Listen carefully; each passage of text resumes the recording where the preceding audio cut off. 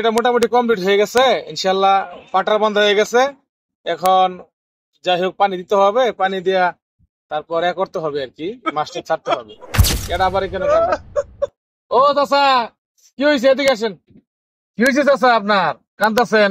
আর কোন বাবাজি, এক বাল বাদাইমার লাগে শরীরে বিয়া দিছি, অনেক শরীরে বিয়া দিয়া বাবা আমার জীবনটা একেবারে অতিষ্ঠ হয়ে গেছে। এক বাটার পোলার লগে বিয়া দিছি, কোনো কাম করে না, কাজ করে না, ঘুরে ঘুরে খায়, আমারটা খায়, আবার আমার সাথে আবার বাটপারি করে। বুঝতে আমার পারছি। সব সময় জ্বালা যন্ত্রণা রাখে। আসলে চাচা এই বিষয়টা এখন সামাজিক ব্যাধিতে পরিণত হয়েছে।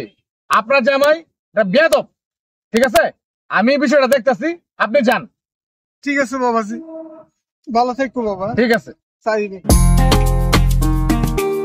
যে এটা আছে ওইটার মধ্যে একটু মাটি বেশি দে, ঠিক আছে?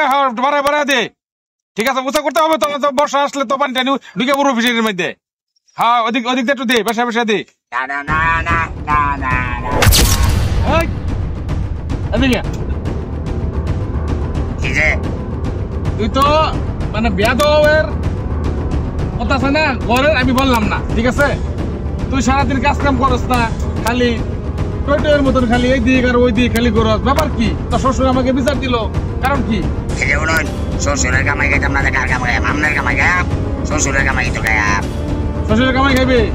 তুই তো হয়ে গেছিস মুরগি, মুরগির খাবার দিলে আসলাতে আর বলে আমার কামাই আমি খাই, আর তুই বলতেছ শ্বশুরের কামাই তুই খাস। তোরা বাইরে দিয়ে তোর সঙ্গে সঙ্গে একদম টাইট বানিয়ে এলাম। হ্যাঁ যে বড় ভাই আমার শ্বশুরের বিচার দিছে না আপনার কাছে? দেখা গেল এই মতো দেখা গেলো সে কান্দাছে। দেখেছে? হ্যাঁ। আচ্ছা এই যে কানো ধরছি, আর কোনোদিন শ্বশুরের লাগে ব্যাধ করতাম না, এই যে কানো ধরছি। হ্যাঁ তো বেলা করে এই যে বললাম উঠ, এই যে উঠলাম, হ্যাঁ এই যে বললাম নেক্সট যদি দেখি এরকম তোর হাত ভাঙ্গিয়া ঠেঙ্গো ধরে দেন। আচ্ছা আর এরকম কাম করতাম না। যা বুঝা বাজা। গেলাম না ভাই। ঠিক আছে যা।